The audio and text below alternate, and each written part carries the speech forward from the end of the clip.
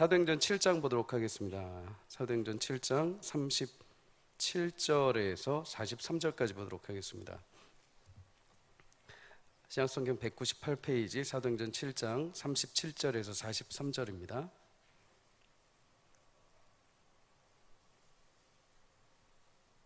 사도행전 7장 37절에서 43절, 우리 한 절씩 함께 읽고 마지막 절 함께 읽도록 하겠습니다.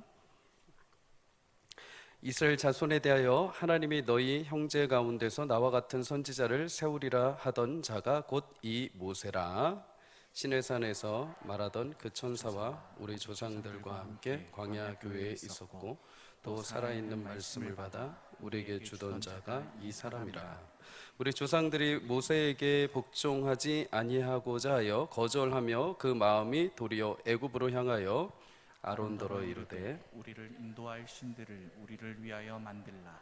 애굽 땅에서 우리를 인도하던 이 모세는 어떻게 되었는지 알지 못하노라 하고, 그때 그들이 송아지를 만들어 그 우상 앞에서 제사하며 자기 손으로 만든 것을 기뻐하더니 하나님이 외면하사 그들을 그 하늘의 군대에 섬기는 일에 버려두셨으니 이는 선지자의 책으로 기록된 바 이스라엘의 집이여 너희가 광야에서 40년간 희생과 제물을 내게 드린 일이 있었느냐. 함께 읽습니다.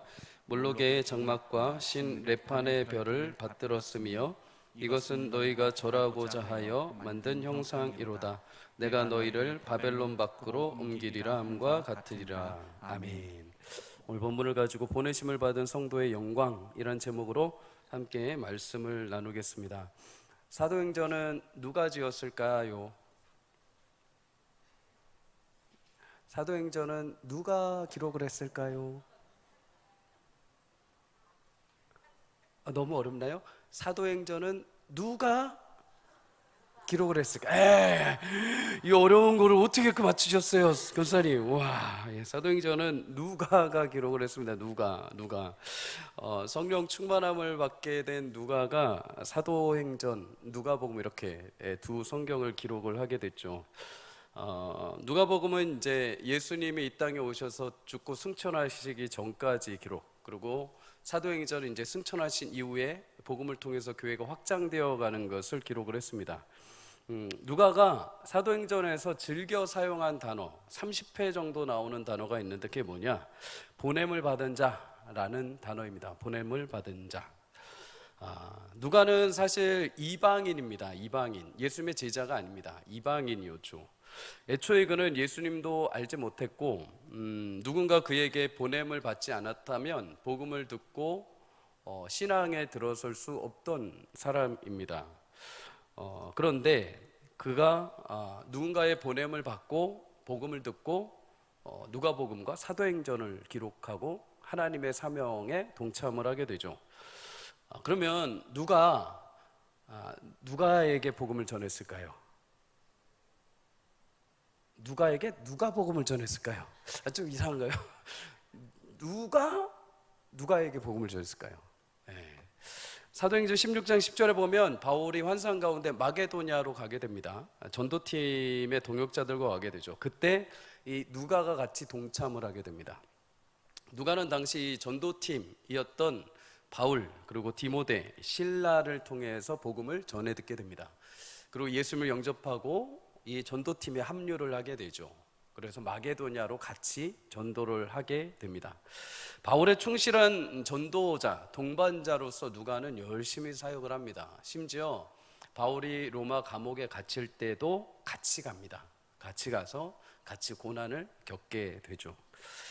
그렇다면 누가가 보냄을 받기 전, 예수를 믿기 전의 삶은 어떠했을까요?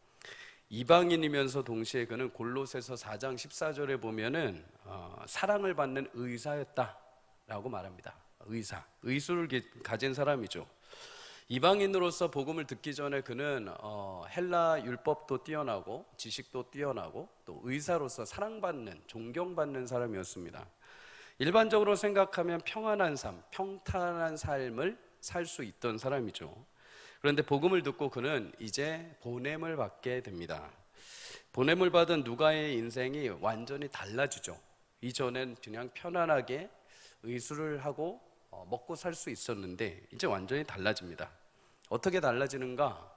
사도행전 1장 8절은 이렇게 말씀을 하죠. 우리 한번 읽어볼까요? 시작. 오직 성령이 너에게 임하시면 너희가 권능을 받고 예루살렘과 온 유대와 사마리아와 땅끝까지 이르러 내 증인이 되리라 하시니라. 아멘. 복음의 주인이신 예수를 만난 이후에 이제 복음의 증인으로 예루살렘, 유다, 사마리아, 땅끝 어디든지 간에 필요한 사람이 있다고 한다면 내 주인이신 예수님을 위해서 그는 가서 복음을 전하는 증인의 삶으로 변하게 됩니다. 신대원 시절에 함께 공부했던 목사님들이 자신의 기도 제목이나 어떤 목회 근황에 대해서 함께 나눈 채팅방이 있습니다. 동료 목사님 한 분이 한인 목회를 두고 기도하시다가 새롭게 목회지가 결정되어서 이제 떠나게 되었습니다. 그 목사님은 원래 동남아 쪽에서 이렇게 선교사로 사역을 하셨기에 하나님이 동남아 쪽으로 또는 유럽 쪽으로 이렇게 보내실 거로 생각을 했습니다. 그것이 우리 생각에는 그럴듯해 보였습니다. 그동안 했던 경험들도 잘 사용할 수 있기 때문이죠. 그런데 신기하죠. 하나님의 뜻은 전혀 다른 데에 계셨나 봅니다. 하나님은 그 목사님을 생각하지 않았던 남미 멕시코로 부임하게 하셨습니다. 처음에 목사님이 굉장히 고민을 많이 했습니다. 치안도 치안이지만 전혀 예상하지 못했던 곳이죠. 전혀 가뭄해보지도 못하고 기도도 안 해봤던 곳입니다. 하지만 주인이신 하나님이 보내시는 곳이기에 그 말씀에 순종해서 가기로 결정을 했습니다. 그리고 이틀 전에 잘 도착했다고 채팅방에 목사님들에게 기도 요청을 해왔습니다. 어디 목회자 인생만 그러겠습니까? 예수님의 이름으로 부름받은 성도 모두가 다 그렇습니다. 하나님은 우리에게 놀라운 복음의 소식을 듣게 하시고 이제 그 인생을 내가 조정하고 내가 예상한 길, 내가 판단하는 길로 가는 것이 아니라 하나님이 보내시는 곳으로 가게 하십니다. 하나님이 예상하시고 하나님께서 열어가시는 길로 가게 합니다. 나는 믿는 내 남편을 만나고 믿음의 가정에서 평탄하게 살 줄 알았는데 전혀 그러지 않은 가정에 만나기도 합니다. 전혀 믿지 않는 남편을 만나기도 하고 제사를 지내는 가정에 들어가서 신앙생활이 힘겹게 하기도 하죠. 사업장과 직장에 열심히 힘들게 들어갔는데 믿음의 동역자들은 하나도 없어서 일하는데 굉장히 영적으로 힘든 현실과 마주하기도 합니다. 그렇다면 여러분, 그 인생이 운명이 잘못된 것입니까? 아니면 그가 실수를 한 것입니까? 아니면 정말 참 운이 안 좋아서 잘못된 만남들이 있는 것입니까? 아니죠. 예수님의 복음이 우리를 그렇게 이끌어 가는 것입니다. 나를 그곳에 보내시는 것이죠. 내가 기준이 되고 내가 원했던 삶이 아니라 이제 복음에 붙들려서 하나님이 귀 쓰시는 그릇으로 하나님의 증인된 삶을 통해서 하나님 나라를 세워가시도록 하나님이 보내시는 것입니다. 물론 누가처럼 좋은 환경과 자리, 배경을 모두 내려놓아야 할 때도 있습니다. 심지어 바울이나 누가와 같이 감옥에 갈 정도는 아니라 하더라도 어려운 현실과 마주할 수 있습니다. 동료 목사님처럼 전혀 예측하지 않았던 정반대 방향으로 하나님이 보내실 수도 있죠. 그러나 사랑하는 성도님들, 하나님은 성도들을 사명자로 보내실 때 1장 9절에서 너희가 권능을 받는다라고 말씀합니다. 어느 곳이 됐든 어떤 현실이 되었든 전혀 예상하지 못한 곳이 되었든지 간에 하나님의 성령의 능력이 그와 함께 하십니다. 보냄을 받은 모든 성도들의 인생 현장에는 늘 하나님이 그렇게 동행하십니다. 마태복음 28장 20절에 이렇게 말씀하죠. 내가 너희에게 분부한 모든 것을 가르쳐 지키게 하라. 볼지어다 내가 세상 끝날까지 너희와 항상 함께 있으리라 하시니라. 아멘. 성도님들, 세상 마지막 그 순간이 올 때까지 하나님은 우리를 보내시는데 그냥 혼자 가는 것이 아니라 우리와 함께 동행하시는 줄 믿습니다. 바울이 감옥의 현장에서도 감사할 수 있었던 것, 누가가 바울의 그 감옥의 현장에 같이 따라갈 수 있었던 것은 바울을 의지한 게 아니라 자신 안에 계신 하나님 때문입니다. 그 현장에 생명이 있어서, 감옥에 어떤 비전이 있어서가 아니라 내게 생명이 있기에, 예수님이 내 안에 계시기에 어디든, 그것이 감옥이 됐든 어둠의 현장이 됐든 메마른 골짜기가 되었든 갈 수 있는 것이죠. 그렇게 믿음으로 보냄을 받은 자의 인생을 통해서 하나님은 성령의 능력으로 함께 하셔서 그가 가는 곳마다, 밟는 땅마다 하나님의 영광과 하나님 나라가 세워져가는 놀라운 은혜로 바꾸어 주실 줄 믿습니다. 우리는 성도는 세상 사람들과 다릅니다. 세상 사람들은 완벽하고 좋은 장비가 있는 것이고 뭔가 구체적으로 뭔가가 탁탁 맞아떨어지는 곳에 가서 평탄한 삶을 살아가죠. 그러나 성도들은 없는 길을 내는 사람들입니다. 평화가 없는 곳에 가서 평화를 만들어내는 사람들입니다. 어둠이 가득한 곳에 가서 빛을 드러내는 사람들입니다. 자신의 이기심과 교만과 자신의 싸움 가운데 분열되어 있는 곳에 가서 봉합과 화합과 평화를 이루어내는 사람들입니다. 그게 내가 능력에 있어서가 아니라 나를 보내신 하나님이 내 안에서 역사하시기 때문이죠. 여러분과 저를 하나님께서 불러주셨다면 그냥 가만히 이 자리에 앉아서 여기가 좋사오니가 아니라 이제 하나님의 거룩한 성령이 함께 하셔서 여러분과 저를 가는 곳곳마다 보내실 줄 믿습니다. 가는 곳곳마다 근데 내 힘으로 무엇인가를 하는 것이 아니라 내 안에 계신 생명이신 성령께서 여러분을 통해서 어둠을 밝히시고 깨어진 곳을 다시 봉합하시고 무너진 곳을 기초를 다시 회복해 주실 것입니다. 하나님이 함께 하심을 믿고 여러분 살아가는 현장마다 내 현실 왜 이러지? 나는 왜 여기 있어야 되지가 아니라 이곳이 하나님 내게 보내신 곳이요, 이곳이 나에게 맡긴 사명지인 것을 믿고 여러분의 삶에 주님을 믿고 의지하며 살아갈 때 그곳이 하나님의 놀라운 변화의 역사의 시작이 될 줄 믿습니다. 하나님의 보내심을 확신하고 여러분 늘 언제나 가는 곳곳마다 하나님의 위대한 역사와 통치를 경험할 수 있기를 주의 이름으로 축복합니다. 사도행전 7장의 스데반은 이제 유대 종교 지도자들에게 아브라함과 야곱에 대해서 말씀을 나누고 모세에 대해서 설교를 하죠. 모세를 등장시킨 이유는 유대 종교 지도자들이 스데반을 향해서 하나님의 성전과 모세를 멸시했다고 거짓 증언을 했기 때문입니다.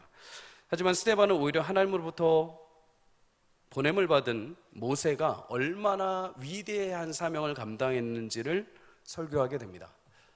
그래서 나는 모세를 내가 멸시하거나 내가 그의 율법을 하찮게 여기지 않았다라는 것을 증명하는 것이죠. 그 가운데 오늘은 모세와 이스라엘 백성들을 통해서 몇 가지 교훈을 주시는 내용이 있습니다. 오늘 읽지는 않았지만 35절 우리 함께 먼저 읽어보도록 하겠습니다. 시작.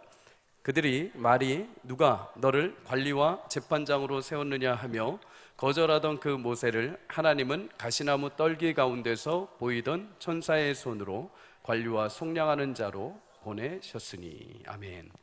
모세는 새로운 사람이 아닙니다. 이미 과거에 이스라엘 백성들이 알던 40년 전에 이스라엘 백성들 앞에서 한번 세워졌던 존재이죠. 그러나 그때 이스라엘 백성들은 모세를 향해서 누가 너를 우리의 관리, 누가 너를 우리의 재판장으로 세웠느냐 하면서 거절을 했습니다. 40년이 지난 이후 하나님은 가시떨기에서 모세를 부르시죠. 그리고 다시 그를 보내십니다. 40년 전에 이스라엘이 거절했던 모세를 하나님이 다시 찾아오셔서 그를 보내시는 겁니다. 여기서 우리 한 가지 교훈을 발견하게 됩니다. 하나님의 역사와 일하심은 사람이 세우는 것이 아니라 하나님의 보내심으로부터 시작되는 줄 믿습니다. 교회 안에도 여러 사명자들을 세웁니다. 우리 회원들 가운데서도 회장단을 뽑기도 하고 구역장을 세우기도 하고 또 여러 직분자들을 세웁니다. 그런데 분명히 하나님께서 사람들의 손을 통해서 뽑으십니다. 그런데 그건 사람의 손으로 세우는 것이 아니라 사람을 통해서 하나님께서 보내시는 줄 믿습니다. 이 사명과 확신이 없으면 항상 우리는 우리의 생각과 판단으로 모든 일들을 결정을 하게 됩니다. 누가 좀 실수하거나 연약하면 그냥 바로 정죄가 들어가죠. 그런데 그도 하나님이 보내신 사람이라고 믿고 확신하고 할 때 우리는 기다리고 그의 일을 통해서 하나님께서 어떻게 역사하시는지를 경험하게 되는 것입니다. 성도님들, 우리 가운데 여러 리더들이 세워질 때마다 저 사람이 왜 저렇게 했지? 저 사람이 왜 세워졌지? 이게 아니라 하나님께서 그를 통해서 세우시고 하나님께서 그를 통해서 교회 안에, 가정 안에, 또 사업장 안에 놀라운 일들을 계획하시는구나 라고 인정하고 믿을 수 있기를 주의 이름으로 축복합니다. 세워진 분들은 어떻게 해야 될까요? 내가 인기가 많아서, 내가 능력이 있어서, 내가 누군가한테 많이 베풀어서가 결코 아닙니다. 우리는 능력이 있어서 세워지는 자들이 아닙니다. 하나님이 택하셔서 보내신 자들입니다. 그럼 겸손하게 그 일을 감당해야 되죠. 내 이름, 내 목소리가 아니라 하나님을 향해서 베푸시는 것처럼, 하나님이 말씀하시는 것처럼, 하나님이 행하게 하시는 것처럼 섬길 때 교회가 하나님의 공동체로 건강하게 세워지는 줄 믿습니다. 여러분, 하나님의 역사와 일하심은 사람이 세우는 게 아니라 하나님이 보내시는 것. 모세는 과거 40년 전에 애굽의 왕자로 있을 때 세워지려고 했습니다. 누가 봐도 가장 좋은 타이밍, 무엇을 해도 가장 될 수 있는 가능성이 있던 시간이죠. 그런데 그때 오히려 거절을 당합니다.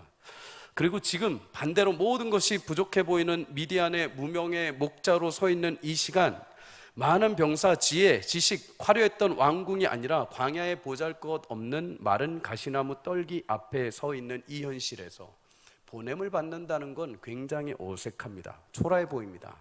그런데 이곳은 과거의 애굽과는 다른 한 가지 점이 있습니다. 무엇인가? 불꽃 가운데 임하신 하나님께서 함께 임재해 계십니다.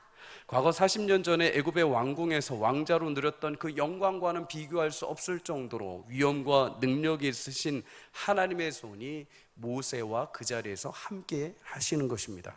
하나님의 사랑과 구원의 계획에 한 가지 특징이 있다면 그거는 굉장히 집요하고 끈질기시다는 것입니다. 포기하지 않으신다는 거죠. 하나님은 한번 그 사람을 통해서 이루시고자 하는 일이 있다면 반드시 그 사람을 통해서 일을 하십니다. 그 일이 아무리 시간이 오래 걸리고 사람들을 외면하고 거절하는 일이라 하더라도 하나님께서 지금 이 사람이 당장에 풍성한 잎이 없이 가시떨기 나무와 같이 보잘것없다 하더라도 하나님이 한번 택하셨다고 한다면, 정하신 일이라고 한다면 포기하지 않고 10년, 20년이 지나도 그를 꼭 하나님은 사용하십니다. 갈렙이 그랬죠. 그는 40여 년 전에 하나님 앞에 소망을 두었습니다. 헤브론 땅을 내게 주십시오. 그런데 그가 가나안 땅에 들어가서 다시 그 요청을 했을 때 하나님께서 여러분 여호수아를 통해서 멸시하지 않으셨습니다.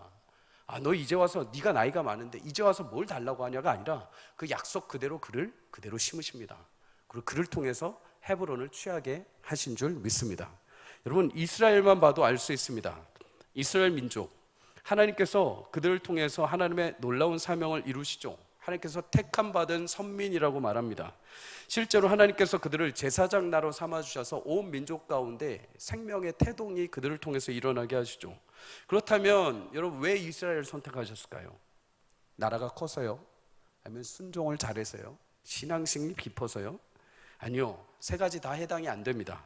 오히려 신명기 7장 7절은 하나님은 이스라엘 민족을 향해서 너희는 수요도 많기 때문이 아니라 오히려 모든 민족 중에 가장 적기 때문이다 라고 말합니다. 많은 게 아니라 오히려 너희는 세상적으로 봤을 때 가장 약한 민족이라는 거죠. 그럼에도 이스라엘을 하나님께서 왜 택하시고 그들을 보내셨느냐? 신명기 7장 8절에 이렇게 말합니다. 여호와께서 다만 너희를 사랑하심으로 말미암아 또는 너희의 조상들에게 하신 맹세를 지키려 하심으로. 여러분, 이유는 딱 하나입니다. 너희를 사랑하시고 그 약속을 지키려 하심이라. 하나님이 이스라엘이 거부한 모세를 40년 만에 찾아오셔서 그를 다시 보내시는 것은 그의 인생에 더욱 겸손하게, 그가 이제 무르익어서 시간이 된 것도 있지만 하나님께서 그를 사랑하시고 그에게 맡겨준 사명이 있기에 그를 그 완성의 자리로 이끌어 가시기 위해서 찾아오신 것입니다. 성도님들, 하나님은 그의 자녀를 사랑하시기에 그와 맺으신 약속을 지키시기 위해 오늘도 찾아오셔서 부르시는 분인 줄 믿습니다. 부르시고 보내십니다. 거꾸로 이야기하자면 내 능력, 내가 할 만해서, 내가 하나님 앞에 인정받아서가 아니라 하나님께서 애초에 나라는 존재, 나라는 연약한 자를 택하셔서 하나님의 광대하심을 드러내기 위해 보내시기로 작정하신 그 일을 멈추지 않으신다는 겁니다. 때로는 가시떨기와 같죠. 때로는 남들 보기에 저 사람은 이만큼 있고 저 사람은 저 능력이 있는데 나는 왜 이럴까? 나는 왜 이 모양일까? 하는데도 불구하고 하나님께서 여러분을 향해서 결정하신 일이 있다면 반드시 하나님께서 그 사람을 통해서 일하게 될 줄 믿습니다. 혹여라도 하나님 저는 아닙니다. 하나님 저는 그 일 못합니다. 계속 이렇게 미루시면 하나님 결국에 끝까지 찾아가셔서 그 일을 행하십니다. 그러니 성도님들, 하나님 찾아오실 때 미리미리 하십시오. 시간 미루지 마십시오. 나중에 더 많이 시키십니다. 그러니 하나님께서 오늘 내게 찾아오셔서 나의 연약함에도 부족하고 권능의 손으로 덮으시고 나를 택하셔서 사명으로 보내신다면 하나님의 거룩하신 방법이 나는 보잘것없지만 세상의 방법을 부끄럽게 하시고 하나님의 영광을 드러내시고자 하신 하나님의 방법임을 믿고 그 부르심 앞에 감사함으로 여러분들이 나아갈 때 여러분이 가는 곳곳마다 하나님의 놀라운 역사와 축복을 이루어낼 줄 믿습니다. 한 사람 한 사람 단 한 명도 하나님의 약속과 계획이 없는 사람은 없습니다. 이 땅에 어느 누구도 하나님의 목적 없이 살아가는 자는 없습니다. 하나님 앞에 모두 존귀한 자요, 하나님께서 부르신 그 목적대로 반드시 보내시고 그 일을 완수하게 하실 것입니다. 그 놀라운 역사가 우리 교회 가운데, 여러분의 삶 가운데 아름답게 성취되기를 주의 이름으로 축복합니다. 여러분, 그렇게 가시나무 떨기 가운데 보냄을 받게 된 모세, 그는 어떻게 사명을 감당을 할까요? 오늘 본문 36절 38절에 보면 이렇게 말합니다. 그는 애굽에서 이스라엘 백성을 인도하여 나오게 하고 홍해와 광야에서 40년간 기사와 표적을 행했다라고 말하죠. 우리 히타 조금만 꺼줄래요? 또한 유대인 조상들과 함께 광야교회에 있었고 살아있는 말씀을 하나님께 받아 그들에게 전해 주었습니다. 그가 바로 모세라고 하는 사람이죠. 모세. 여러분, 스데반은 모세가 하나님의 보냄을 받은 자로 위대한 사명을 감당했다고 분명히 고백을 합니다. 그런데 여기서 독특한 표현을 하나 하죠. 광야교회라고 합니다. 광야교회. 교회라는 단어 많이 들어보셨을 것입니다. 에클레시아라는 헬라어 단어이죠. 불리워져서 모인 사람들, 하나님께서 부르셔서 모인 사람들이 교회라는 것입니다. 이스라엘 백성들이 과거 애굽의 노예 가운데 있을 때 하나님께서 모세를 통해서 불러주셨습니다. 이스라엘 전체가 택하신 백성이요 교회라는 것입니다. 우리 성도도 교회도 마찬가지입니다. 온갖 죄악과 유혹에 난무하는 세상에서 하나님께서 보내심을 받은 자들을 통해 저와 여러분을 복음을 듣게 하시고 하나님의 거룩한 은혜 가운데 교회로 불러주신 줄 믿습니다. 교회의 모든 성도는 하나님께서 보내신 누군가를 통해서 그래서 복음을 듣는 사람들입니다. 복음을. 근데 우리가 여기서 한 가지 기억해야 할 것이 있습니다. 복음을 누구라도 다 듣습니다. 누구라도 다 듣습니다. 그런데 그 복음을 듣고 교회 공동체 안에 들어오는 사람과 복음을 듣고 교회는 오지만은 그 공동체 안에 들어오지 않고 복음을 들었지만 교회 안에 아예 오지 못하는 사람과 차이가 있습니다. 무슨 차이인가? 여러분, 교회 공동체 안에, 거룩한 공동체 안에 들어온다는 것은 그 복음을 듣고 그 하나님 앞에 회심의 역사가 일어나게 되는 것입니다. 회심이 반드시 일어나게 되어 있습니다. 하나님은 거룩한 공동체로 참여하게 하실 때 복음을 듣게 하시고 우리 눈앞에, 내 면전 앞에 가장 먼저 직면하시는 것이 하나 있습니다. 누구라도 복음을 듣게 되면 반드시 인격적인 예수님과의 만남 가운데 반드시 이 길을 통과해야 됩니다. 그게 무엇이냐? 바로 죄 앞에 하나님은 세우십니다. 나의 죄 앞에 세우십니다. 내면의 심령의 변화는 외적인 것이 바뀐다고 해서 변하지가 않습니다. 내면, 내 속의 영혼의 진정한 변화를 위해서 하나님은 내 안에 있던 죄악들을 다 들춰내십니다. 누군가한테 보여주는 것이 아니라 내 앞에, 내 눈앞에 나의 과거의 욕심과 탐욕과 나의 교만과 나의 비밀스러운 모든 것들을 다 드러내서 적나라하게 보여주십니다. 기독교 신학자 중에 어거스틴이라는 신학자가 있습니다. 그가 자신의 신앙 고백에서, 고백록이라는 책에서 그는 자신이 참회했을 때, 하나님 앞에 은혜를 받았을 때 이렇게 고백을 합니다. 하나님은 내가 보기 싫어 돌려놓았던 나의 누추하고 부끄러운 모습을 내 눈앞에 내미시면서 모두 보게 하셨습니다. 하나님이 우리를 불러주실 때 세상 속에서 부르시는 것도 있지만 과거 나의 누추하고 숨기고 싶고 부끄럽고 참담했던 죄악된 인생 속에서 나를 불러주십니다. 그냥 죄악 가운데에 그냥 가만히 놔두시는 것이 아니라 내 죄악 속에서 나를 끄집어 내주시는 거죠. 내가 그렇게 깨끗할 줄 알았고 그렇게 도덕적일 줄 알았고 그렇게 잘 살았을 줄 알았던 나의 모습들 속에서도 추악한 모든 것이 눈앞에 드러나게 하시는 거죠. 그래서 그 앞에서 회개가 일어나게 하십니다. 아, 나는 보잘것없는 인생이었구나. 나는 참 뭔가 그럴듯해 보였지만은 죄악이 가득한 인간이었구나. 그런데 그렇게 회개할 때 하나님의 은혜가 임하게 됩니다. 죄의 웅덩이에서 하나님께서 건짐을 받게 하시는 것이죠. 그래서 고린도후서 5장 17절의 말씀처럼 예수 그리스도 안에서 새로운 피조물, 곧 예수님의 이름으로 불림받은 새롭게 된 하나님의 거룩한 교회, 공동체가 되는 것입니다. 그런데 이렇게 철저한 죄에 대한 회개를 통해 예수님 만나지 않으면, 참된 교회가 되지 않으면 겉모습은 교회는 되었고 구원은 알지만 여전히 옛사람의 행위가 계속 우리 가운데 일어나게 됩니다. 그러한 모습이 어디에서 나타났는가? 놀랍죠. 이스라엘 공동체에게 나타납니다. 이스라엘 공동체. 39절에 보면 그들은 광야 교회로 부름을 받았음에도 계속해서 모세를 복종하지 않고 거절했다고 합니다. 이 말은 모세를 보내신 하나님을 거부한 거죠. 하나님을 신뢰하지 않았다는 겁니다. 눈에 보이지 않는 하나님으로부터 불충분했다는 거죠. 우리가 하나님으로 부족하다고 느끼게 되면 어떤 결과가 일어나게 될까요? 신앙생활에서도 여러분 신앙생활하는데 하나님으로 만족하십니까? 만족하시는 걸로? 예수님으로 만족하십니까? 예수님으로 만족하십니까? 그 아멘이 진실이 되기를 주의 이름으로 축복합니다. 예수님으로 만족하지 않고 하나님으로 만족하게 되지 않을 때, 예수님을 인격적으로 우리가 만나지 않았을 때 어떤 현상이 발생하는지 아십니까? 우상숭배 현상이 발생을 합니다. 우상숭배는 먼데 있는 것이 아닙니다. 하나님을 불신할 때 발생을 하는 겁니다. 사도행전 7장 40절에서 41절에 이렇게 말하죠. 아론도로 이르되 우리를 인도하여 신을 우리를 위하여 만들라. 애굽 땅에서 우리를 인도하던 이 모세 어떻게 되었는지 알지 못하노라 하고, 그때 그들이 송아지를 만들어 그 우상 앞에 제사하며 자기 손으로 만든 것을 기뻐하더니. 하나님은 모세를 신의 산 위로 부르십니다. 앞에서 이스라엘 백성들이 듣고 지켜야 할 하나님의 놀라운 십계명을 주시기 위함이죠. 그런데 이 기간이 40일 동안 계속 지속이 됩니다. 그러다 보니 이스라엘 백성들 산 아래서 동요하기 시작합니다. 모세가 죽은 것 같다. 모세가 하나님 앞에 벼락을 맞은 것 같다. 이제 모세 사라졌으니까 빨리 아론, 우리를 위해서 우리를 인도할 신을 만들어 달라.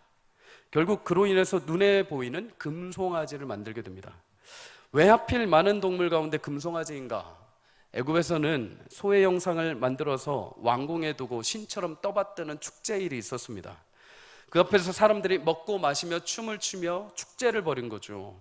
이스라엘 백성들은 그냥 곰곰이 생각하고 자신들이 계획해보고 곱씹어봐서 갑자기 금송아지를 만든 것이 아니라 애굽의 그때를 기억하면서, 애굽의 그날 너무 우리 즐거웠지, 애굽의 그날 우리 잔치하면서 서로 우리 탐욕을 즐기면서 우리 마시고 잔치했던 건 너무 즐거웠어, 이 광야에 비교할 수가 없어, 우리가 노예로 살았지만 그때 너무 좋았어 하면서 그때를 기억하고 회상하면서 금송아지를 만듭니다. 그리고 그 금송아지 앞에서 뭘 합니까? 축제를 벌입니다. 오늘은, 내일은 여호와의 절기다, 절일이다 하면서 마치 금송아지가 자신들의 신인 것처럼 그 앞에서 축제를 벌이게 됩니다. 신기하죠? 산 위에서는 하나님의 구름 가운데 하나님께서 임재하셔서 말씀을 주시는데, 산 아래서 이스라엘 백성들은 금송아지를 만들어서 우상을 섬기고 있습니다. 비극이죠, 비극. 여러분, 그런데 우리에게도 일어날 수 있습니다. 교회 안에서 우리는 하나님의 영광스러운 산 위에서 말씀을 듣습니다. 우리 깨끗한 옷을 입고 마치 세상에 나가서 무엇이라도 다 할 것처럼 우리는 생각하죠. 그런데 교회 밖에 나가서 세상의 산에 나가자마자 우리도 모르게 어느 순간 우리도 금송아지 앞에서 절을 하고 축제를 벌이며 세상 사람들이 즐기는 것, 과거 애굽이 즐겼던 것처럼 우리도 즐기며 우리도 마시며 우리도 우상에 빠질 때가 있다는 것이죠. 여러분, 우상 행위의 본질이 무엇일까요? 우상 행위의 본질의 첫 번째는 인간 자신을 위해서 만드는 것입니다. 40절에 무리들은 아론을 향해서 우리를 인도할 신들을 우리를 위하여 만들어라, 우리를 위한 신들을 우리를 위해서 만들어 달라고 합니다. 여기서 우리를 위한 신이라고 한다면 결국 그들이 원하는 길, 그들이 좋아하는 길을 위해 우상을 만들어 달라는 겁니다. 사실 하나님 마음에 들지 않아 합니다. 왜요? 이들은 광야에 나오고 싶지 않았습니다. 이 타는 듯한 목마름, 밤의 추위, 먹을 것 없고 마실 물 없는 곳으로 왜 인도하는지 이유를 몰랐습니다. 그냥 애굽의 파, 마늘, 고기, 그냥 이 잔치 누리고 싶어 하면서 자신들의 신, 금송아지를 만들고 자신들이 원하는 애굽으로 가고 싶어 했던 것이죠. 여러분, 애굽의 길을 그들은 원했습니다. 하나님과 우상의 차이점이 있다면 그것은 하나님이 친히 자신이 만드신 피조물로부터 섬김과 찬양을 받지만, 우상은 그것을 만든 사람들로부터 도리어 섬김을 받는 것이 되죠. 자기가 만든 것은 숭배하는 것만큼 어리석은 일이 없습니다. 그런데 왜 이들은 이렇게 어리석은 행동을 했을까요? 내가 원하는 것, 내가 바라는 것, 소원하는 것을 이루기 위함이죠. 그러나 사랑하는 성도님들, 하나님이 없는 길, 하나님이 인도하시지 않는 소원, 하나님께서 베풀어 주시지 않는 인생의 성도의 길은 모두 패망이요 험한 길이 되는 것을 기억하시길 축복합니다. 성경은 우리 인생에 유일한 길이 있다면, 우리가 가야 할 유일한 길이 있다고 한다면 딱 하나라고 말씀을 합니다.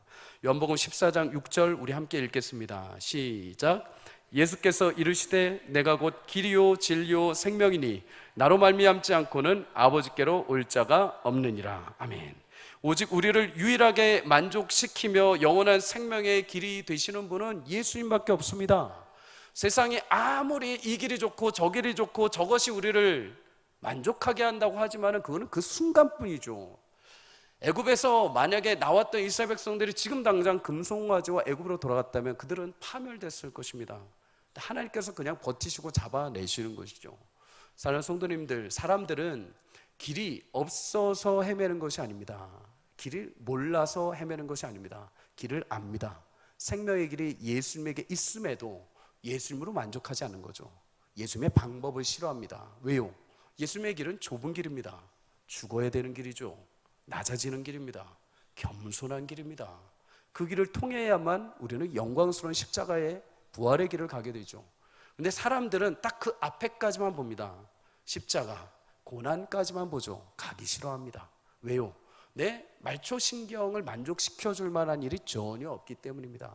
그러나 성도님들, 우리 귀한 믿음의 백성들은 그 너머를 볼 수 있어야 되길 주의 이름으로 축복합니다. 고난을 지나 십자가의 길을 지나 예수님이 영광스럽게 승리하신 그 길만이 우리를 참된 생명의 길로 인도해 주시는 줄 믿습니다. 오직 우리 가운데 유일하게 만족시켜 주는 길은 예수님이십니다. 그럼에도 많은 사람들이 우상을 만들고 우상에게 마음을 주는 이유가 무엇인가? 41절에 이렇게 말씀합니다. 자기 손으로 만든 것을 기뻐하였다. 우상은 이 땅에서 잠깐 거짓 기쁨, 헛된 기쁨을 줍니다. 지금 눈앞에 그 기쁨이 영원할 것 같이 속이죠. 그러나 육체적인 쾌락, 나의 육체적인 만족은 한순간입니다. 우상은 그것이 마치 영원할 것처럼 우리를 속여옵니다. 하지만 성경은 분명히 말씀을 하죠. 우리 진정한 기쁨, 그런 눈에 보이는 육체의 우상으로서의 기쁨이 아니라고 합니다. 요한복음 15장 11절을 우리 성도님들 함께 읽겠습니다. 시작. 내가 이것을 너에게 이름은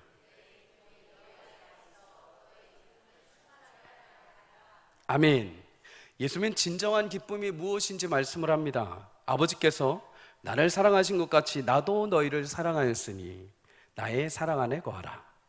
그럼 예수님의 그 사랑 안에 거하는 방법이 무엇인가? 아버지의 계명을 지켜 그의 사랑 안에 거하는 것 같이 너희도 그 계명을 지키면 내 사랑 안에 거하리라. 여러분, 이 말씀을 종합해 보면 뭘까요? 이 세상에서 성도가 진정으로 누릴 수 있는 기쁨, 세상에 줄 수 없는 참된 기쁨이 있다면 그것은 무엇인가 내 육체에 만족을 주는 것이 아닙니다. 무엇인가 성취가 돼서 기뻐한다? 그것은 순간적인 거죠. 여러분, 오늘 저녁에 뭔가 하나님께서 여러분들에게 채워주셨다고 하면 그게 영원할 것 같죠? 아니요. 오늘 밤만 만족됩니다. 오늘 밤만 기뻐합니다. 그런데 예수님이 말씀하신 기쁨은 영원하다고 합니다. 그 영원한 방법이 무엇인가? 하나님께서 우리 가운데 기쁨으로 오신 예수님의 말씀을 따라 순종했을 때, 우리가 그 말씀이 지금 내 뜻과 내 상황과 내 현실 가운데 맞지 않더라도 이 말씀이 진리이고 하나님의 실수 없는 언약인 것을 믿고 그 말씀에 순종했을 때 하나님께서 형언할 수 없는 하나님의 역사와 통치와 은혜를 베풀어 주신다는 거죠. 그걸 통해서 우리 가운데 육체적인 기쁨이 아니라 영원한 하나님의 기쁨, 세상이 채울 수 없는 하나님만이 부으시는 기쁨을 우리가 만족하게 되는 거죠. 여러분, 신앙생활 하시다가도 막 여러 가지 일들 봉사하시고 누군가를 섬기고 말씀을 막 깊이 읽으시고 어느 날 막 부흥에 와서 은혜를 받으시고 오실 때 그 기쁨은 세상의 기쁨과는 차원이 다르죠. 그 기쁨은 말로 표현할 수 없지만, 어떤 정형화된 글자로 표현할 수는 없지만 하늘에서 쏟아부으시는 기쁨인 줄 믿습니다. 여러분, 그 기쁨을 사모하면서 달려가라는 것이죠. 세상의 기쁨은 금방 사라집니다. 그러나 우리 영원하신 하나님께서 주시는 말씀을 통해 순종을 통해서 주시는 기쁨은 우리 가운데 매일 매일 차고 넘치게 되는 줄 믿습니다. 여러분, 이러한 참된 기쁨이 저와 여러분들한테 가득 넘치기를 주의 이름으로 축복합니다. 교회 안에 여러분 많은 기쁨거리들이 있을 겁니다.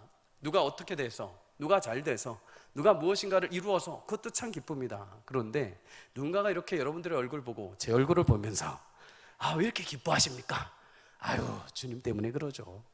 주님께서 오늘도 그 말씀을 주셨는데 제가 별건 없지만 그냥 한번 따라봤습니다. 그런데 마음에 샘솟는 기쁨을 주시네요. 여러분, 이게 신앙의 고수들이 하는 겁니다. 이게 진짜 신앙의 고위에 계신 분들이 하시는 겁니다. 1차원적인 기쁨은 하나님 뭘 해주셨어요? 그건 누구나 다 알 수 있습니다. 그런데 그게 아니라 하나님 말씀에 순종했더니 하나님께서 제게 이런 기쁨을 주셨습니다. 여러분, 이런 하나님의 영적인 기쁨이 우리 가운데 충만할 수 있기를 주의 이름으로 축복합니다. 여러분, 이런 참된 기쁨이 인간 모든 자신을 위해 만든 우상의 기쁨과는 완전히 차원이 다르죠. 그런데 여러분, 우상이 만든 이 기쁨을 계속 쫓는 사람들에게는 한 가지 더 문제점이 발생합니다. 무엇인가? 본질적으로 하나님과의 관계가 멀어지게 됩니다. 사도행전 7장 42절을 우리 함께 읽겠습니다. 시작. 하나님이 외면하사 그들을 그 하늘의 군대 섬기는 일에 버려두셨으니 이는 선지자의 책에 기록된 바 이스라엘의 집이여 너희가 광야에서 40년간 희생과 제물을 내게 드린 일이 있었느냐. 아멘. 하늘의 군대라고 하면 하늘의 태양과 별들을 이야기합니다. 하늘의 군대를 섬겼다는 것은 태양과 별들을 숭배했다는 것이죠. 그러면서 스데반은 아모스 5장 25절의 말씀을 인용해서 이스라엘 너희가 광야에서 40년을 지난 동안에 정말 내게 희생의 제물을 제대로 드린 적이 있느냐? 하나님의 말씀을 대언해서 물어봅니다. 여러분, 이상하죠?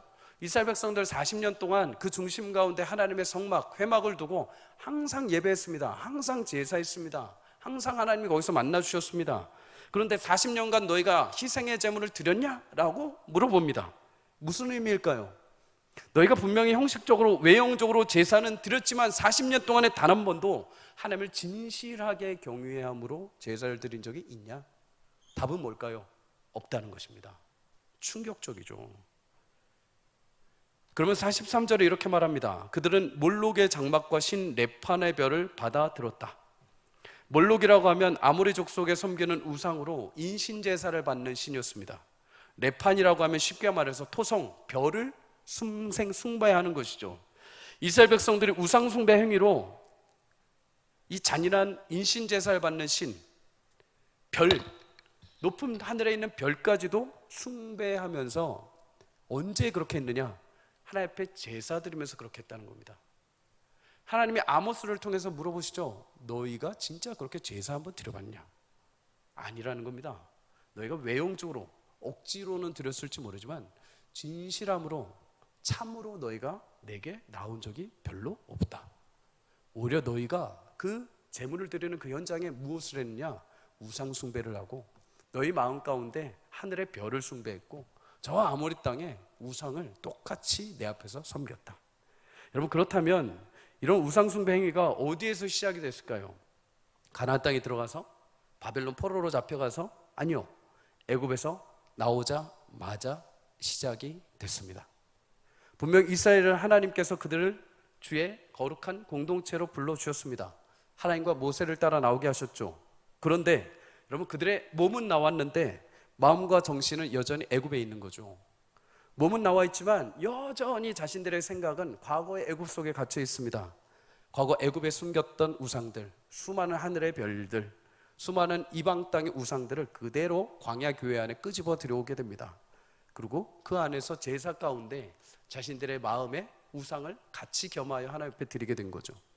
오늘 스데반의 설교를 듣는 유대 종교자들, 그들의 조상 때부터 우상 숭배를 멈추지 않고 모세를 거절했던 것처럼 너희 유대 종교 지도자들, 너희가 그렇게 자랑하는 모세, 내가 멸시한 게 아니라 너희 조상 때부터 너희 조상들이 거절했다. 너희가 그렇게 율법을 자랑하고 그렇게 신앙을 자랑하는데 너희 조상 때부터 너희 조상들이 우상 숭배를 해왔다. 모세를 거절했다. 근데 너희도 지금 똑같이 하고 있지 않냐? 너희도 하나님께서 보내신 예수님을 거절하지 않았냐? 지금 누가 신앙생활을 잘못하고 있는지 돌아봐라. 여러분, 하나님께서 모세를 통해서 몇 가지 그래도 소망을 안겨주셨습니다. 이스라엘 백성들이 출애굽하자마자 그래도 거룩한 백성으로 살아가야 되는데 완전히 우상 숭배를 시작해가지고 그들은 끝까지 가나안 땅에 갈 때까지, 가나안 땅에 들어가서도, 바벨론 포로로 잡혀가기 직전까지도, 심지어 예수님이 오시는 그 순간까지도 예수님 계속 거절하고 자신들만의 우상을 만들어냅니다. 이러면 여러분 소망이 이제 더 이상 없어 보이죠. 그런데 하나님 모세를 통해서 한 가지 소망의 빛을 남겨두셨습니다. 사도행전 7장 37절 우리 다 함께 읽겠습니다. 시작. 이스라엘 자손에 대하여 하나님이 너희 형제 가운데서 나와 같은 선지자를 세우리라 하던 자가 곧 이 모세라. 아멘. 이 말씀 신명기 18장 15절에 모세가 남긴 설교 중에 마지막 고백입니다. 나와 같은 선지자를 하나님께서 보내실 것이다. 모세가 고백을 하는 거죠.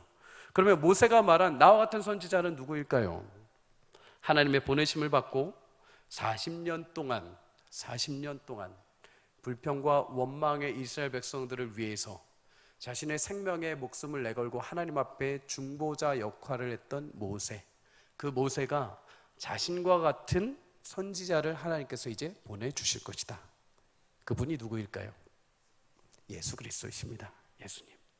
예수님 이 땅에 오셔서 우상 숭배로 가득하고 헛된 제사로 우상 숭배로 무너져 버린 이 제단을, 하나님을 향한 제단을 참된 예배의 제단으로 회복해 주셨습니다. 어떻게 그렇게 하셨을까요? 에베소 5장 2절의 말씀처럼 예수님은 우리를 위해 자신을 버리사 향기로운 제물로, 희생 제물로 하나님께 드려주셨습니다. 하나님이 기뻐하시는 그 제단에 수많은 우상거리, 수많은 우상의 별들, 수많은 이방의 우상들을 갖다 태우고 죽이고 세우고 했던 그 더럽혀진 제단에 예수 그리스도께서 직접 오셔서 자신의 거룩한 피를 하나님 앞에 쏟으시고 무너졌던 그 제단을 다시 아름답게 회복해 주셨습니다. 그리고 이제 여러분과 제가 이 교회에 나와서 예배할 때 이 예배가 살아있는 예배요, 이 예배를 통해서 하나님이 우리를 거룩한 영적인 예배로 받아주시는 이유가 무엇입니까? 우리가 이쁘게 포장을 해서요? 우리가 오늘 목욕하고 나와서요? 아니요, 우리의 힘으로는 불가능합니다. 우리가 아무리 제 힘으로 해도 이 제단을 그냥 더럽혀지고 깨어지고 무너질 제단밖에 되지 않죠. 부족하지만 하나님 앞에 나와서 마음 다해 기도하고 예배하고 그럴 때 하나님께서 기쁘게 받아주시는 이유는 이 제단을 예수님이 다시 회복해 주셨기 때문입니다. 자신의 보혈의 피로 수많은 이스라엘 백성들이 무너뜨렸던 그 모든 제단을 다시 예수님이 회복해 주셨죠. 그리고 사랑하는 성도님들, 이제 예수님은 모세를 통해서 오신다. 그리고 오셨죠. 그리고 이제 예수님이 승천하고 가셨습니다. 그럼 이제 끝나셨을까요? 아니요. 다시 하나님이 새로운 약속을 주셨습니다. 요한계시록 22장 12절 우리 마지막으로 읽도록 하겠습니다. 시작. 보라, 내가 속히 오리니 내가 줄 상이 내게 있어 각 사람에게 그의 일한 대로 갚아주리라. 아멘. 모세를 통해 예언하셨던 그 예수님이 이 땅에 오셔서 놀랍게 제단을 회복하시고 이제 승천하신 이후에 다시 요한계시록을 통해서 이제 또 다시 오신다고 합니다. 그럼 이제 그 중간을 살아가는 우리는 누구일까요? 우리가 모세이고 우리가 광야에 부름을 받았던, 광야에 있던 이스라엘 백성들과 같은 존재들입니다. 이제 우리도 살아가는 동안에 결정을 해야 되죠. 광야 이스라엘 백성들처럼 내 앞에 놓여져 있는 하나님의 제단 앞에서 수많은 우상들, 수많은 나의 자기만족을 위해서 내 제단을 허물어 버릴 것인가, 아니면 곧 오신다고 약속하신 그 예수님을 믿고 내가 신실하게 영적인 예배를 드리며 하나님 앞에 고귀한 거룩한 주의 백성으로 살아갈 것인가. 사랑하는 성도님들, 부디 주님 오시는 그날까지 우리의 모든 교회와 여러분의 삶이 참된 교회요, 참된 예배자의 삶이 되시기를 주의 이름으로 축복합니다. 과거 이스라엘 백성들이 그 공동체가 우상으로 무너져 내려 끝났지만 그럼에도 예수님을 통해서 회복하셨던 것처럼 때로 우리도 우상 때문에 무너질 수 있습니다.